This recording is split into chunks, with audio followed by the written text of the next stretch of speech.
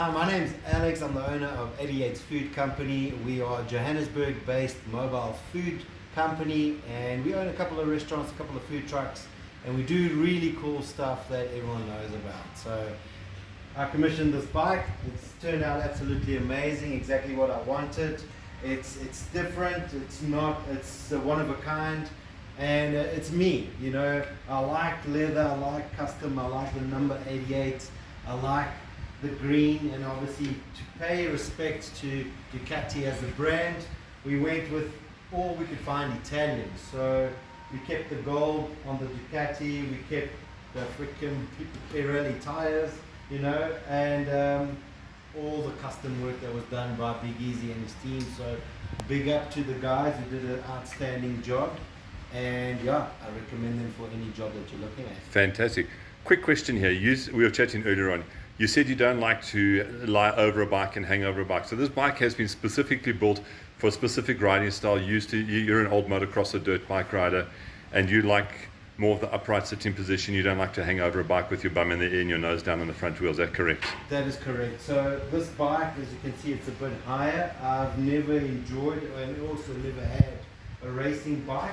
I've always enjoyed more standing above the bike. The same goes actually with my cars. So they adjusted the entire frame to suit my riding style, which I really enjoy. I've just been on a small ride, and actually my first ride was a bit nervous, but I'm sure I'll get acquainted with this old Italian lady. That's awesome. Where did you find this bike? I found that this is a very interesting story. My wife has an uncle who owns a farm, and they were getting rid of some stuff, and I went to Aikenhof, all the way in the south of Johannesburg, and in this garage, in this dark dingy corner, there was a top, and I lifted it up and I saw this Ducati 984 SS. Obviously it was very different. It had all of its racing day fairings and all of that stuff, and it was red and gold, and it didn't start, it was in absolute bad shape. I made an offer, I got what I wanted for it, and I then proceeded to look immediately for someone who could assist me in customizing this bike. I did a bit of research on what I could do with the Ducati. I came up with some really cool and interesting builds around the world, and the ones that appealed more to me was more like a cafe racer type vibe. I got in touch with Big Eazy, came highly recommended through a few people. Immediately he picked up that bike and he told me, if this bike starts, you earn the money. Okay. You know? And if it doesn't start, sell it. Right. And yeah, it started. The guys at Big Eazy really got it going, which was fantastic. It's obviously taken a few months to get the bike to where it is. There's been quite a lot of changes. But the best thing is I am really happy right now. Happy, nervous, anxious, all in one. So. I can see the grin on your face, and you're anxious to get riding because I see the storm clouds are gathering on the horizon there. Great stuff. Alex, thank you for inviting us to come and experience your first ride on your motorbike and watch your handover and your excitement with you. We're excited for you, and thanks for taking the time to talk to us. Thank you so much, guys. We really appreciate it. Thank you to the magazine. Thank you, Big Eazy. Thank you for everyone who's been involved in the build of this amazing bike. Fantastic, thank you.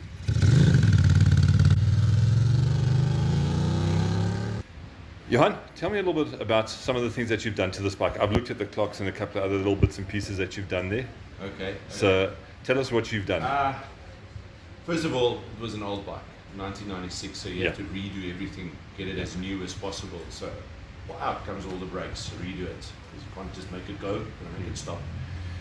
Chopped and changed the frame. We made our own subframe edition here to lift the saddle that much, because Alex is a tall boy, and then together with the saddle we could give him an entire 1330 millimeters of height and still achieve the cafe racer look, stance, and overall posture when riding.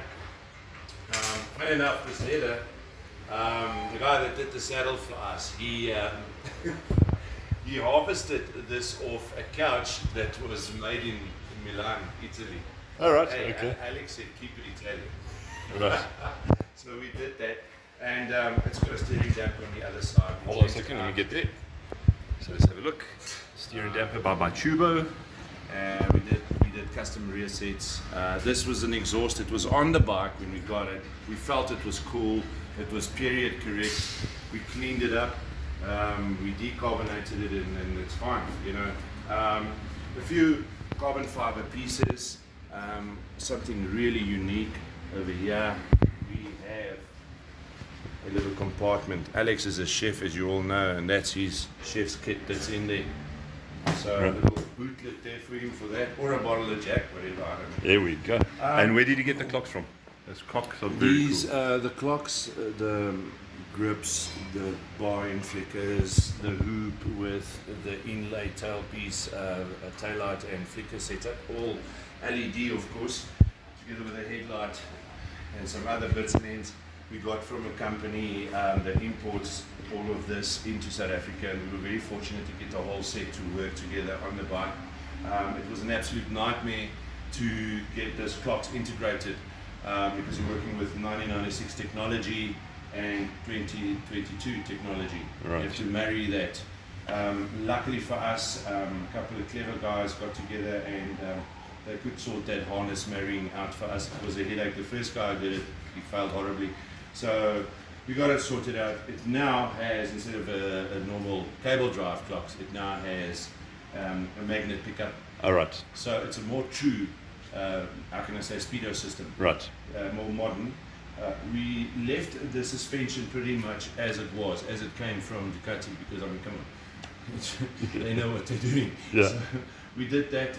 Alex had a special request about the tires. He wanted Pirellis, but he wanted something that looked really rugged and rough, and he wanted something that reminds him of those teenage years when you were just jolting up and down on a bike. And anyways, we did that for him. As he said, the British racing green with the gold, you know, the pale gold.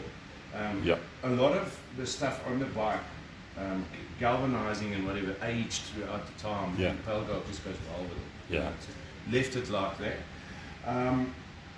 Overall, we didn't change any of the gearing, we didn't change any of the sprocketing, blacked out the rims, blacked out some other bits and pieces.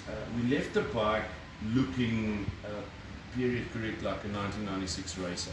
Yeah. You know, that you would get from back in the day, nice. Except for a few modern LED add-ons and so on. Of course, the 88 racing number, that's Alex's number, that's his lucky number, so we had to do that for him.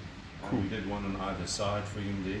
Right. And the whole entire back end here was fabricated out of sheet metal, 1.7 mil sheet metal, that we then coated with carbon fiber facade so that it looks carbon fiber even though it's metal.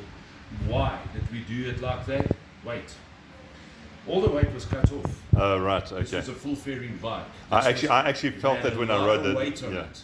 Yeah. And we shaved about 27 kilos off an already light bike. Yeah. So what's going to happen? Your point of attack in the turn is going to be all wrong. You're going to be tail happy. Yeah. Giving it a bit of weight now. Stabilizes it a bit. You're Yeah. taking lead away and you're throwing a little bit back. Yeah. And we feel that the weight ratio on the bike is now correct, and it will probably stick like shit to a old lambkin in the corner. Lekker. Sorry, did I just curse? I don't know. Did you? How long did it take you to build the bike? Way too long, according to the clients, always too long to any client. We went through a festive season, we went through some other trials and tribulations. The plan was to have it done within 2 months, we ended up doing it in 4 months. Right. Am I right? Eh? 4 months, yeah. 4 months for a nuts and bolts ground up rebuild is not a lot of time. No, it's not. But we try to pride ourselves in our work. Yeah. And some things you just can't do that fast. The bike has a personality. Like Alex said, it's an Italian lady. She's not just going to lift her dress for you. You got to work at it. And the bike has a personality. You know, so many Alex have worked on this over the years. Each little bolt that you undo or do up again, it might be cross-threaded or this or that or whatever. And you got to experience that and find out and check and look and see, and it takes time. So I've got a question here for you. So the swing arm is mounted directly onto the engine with no attachment to the frame whatsoever. So the engine forms part of the chassis. Yes, it does. Have you ever worked on something like that before? Okay, so when this came out back in the day, this was unheard of technology. these guys were one of the first companies, the Ducati was one of the first companies that attempted this. And they succeeded in it. They excelled in it actually. So well so that on Formula One, when their bikes went in that era, they went racing on the Formula One, they could shave about 7 seconds of their lap time. All right. The competition complained so much about it that they had to go back and they added more struts to their already light space frame. Okay, so that the competition felt, oh no, okay, they're not cheating. Yeah. That's a bit of history, but No, there's so many things that those guys engineered in '96 already. You know, that was just unheard of. Yeah. For argument's sake, this is known as a 90 over V-twin. So normal V-twins like this, Yeah. but it's 90 degrees over, so your one piston leans forward. Yeah. Okay, and at the time, again, the guys that did attempt a 90 over V-twin engine formation all ended up getting flooding on the front piston. Ducati sorted that out by merely just angling their carbs. Crazy. Small little things, you know. Cool. All stuff I learned while working on it. You know, Yeah. I was like, well, what hell, whatever. You know, it's just another bike coming to my shop. The more you work on it, and the more difficulty it gives you, the more you have to read and research, and that's when you find out all this info on any bike that you work on. 100%. So now let's go talk about your shop a little bit now. First of all, the bike does start. We've seen it riding. You'll see it in the video. It does actually ride. Yeah. Because this is a question you get a lot. When you post up your statics on social media and stuff, people say, oh yeah, but it does start because they are. We get accused of building trailer queens quite often. But, we also get accused of it's not running, that kind of stuff. But how can I put it to you? You're only as good as the last bike that goes out of my door. And I also maintain, and I say it to everybody, and even Alex said it in his interview, if it starts, we'll look at it further. Yeah. Any project that you attempt, any project that you take on, if you take your donor bike as a runner, you have more success at the end of the day. Yeah.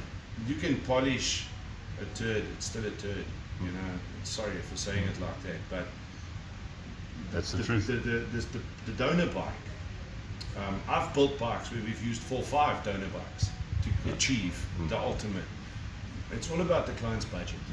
So if you're new at it, if it's your first time that you're going to do it, you don't want to drop a lot of money where it has a lot of nasty surprises. Yeah. Whatever workshop you use to do it for you, make sure they check it out proper before you commit spending a lot of money to it. Now the customers It can become a hole. Yeah, A lot of money. big hole in the ground. Yeah, hole in your wallet actually. So the customers can come and commission builds for you. They can bring you anything. Yeah, Anything that's preferably running, obviously. Yeah. Yeah, if it doesn't, And they need to have a get it sensible. running, They need to well, understand the budgets. There's a budget. You yeah. know, I mean, Yeah. if you've got R1 million, this would have looked a lot more. A lot of more stuff. A lot of No, budget. sure. But I could have done a lot more to it. But you also don't want to be ridiculous and overcapitalizing something that won't give you any return on. And this is unfortunately the fine line that you've got to tread with custom bikes. You've got to build something that's really special, but you also don't want to build something that you've overcapitalized and can't recover your bucks on. Here's the thing. You get a generation that will repair. And you get a generation that says, no, throw it away and I'll buy a new one. That fine line between reading your client, if he's willing to spend the money on the repair, then anything can be repaired. Yeah. But back in the day when we married a gearbox with an engine, right, and it was $5,000, those days are over. Yeah. Okay, now it costs a fortune if you want this done. And you might look at a bike and you know this bike's not worth a day over 40k, but there's already 100k in it. Yeah. It's not really feasible then, is it? No, So sure. you've got some sense of liability to your client by telling him, hey, there's a lot of companies out there that just take your money. Don't be that guy who gets taken. You know, do your research, find out, question everything, ask if you don't know. If you see that they are hitting a wall, see what you can do to change it up. You know, because it's really annoying. You work and you work and you work, and the damn thing just doesn't want to come right. So you gotta keep going. Keep going until you get it. The thing is with Italian bikes, old Italian bikes, you've got to let it warm up. It's got a really noisy clutch when you start it up. You know, it's an old rattle box.